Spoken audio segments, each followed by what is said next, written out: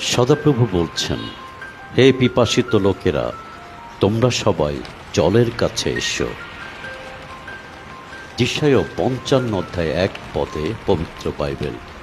পবিত্র বাইবেলের এই অংশে আমরা দেখলাম মহান ঈশ্বর আমাদের জল পানের আহ্বান জানিয়েছেন। যোহন 4:10 প্রভু যীশু আমাদের একই আহ্বান জানিয়েছেন।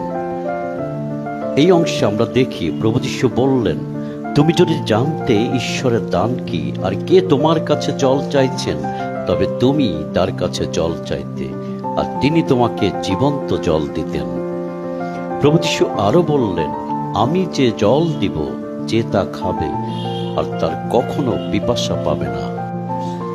সেই জল তার অন্তরের মধ্যে উতলে ওঠা ফোয়ারার মতো হয়ে অনন্ত জীবন দান করবে।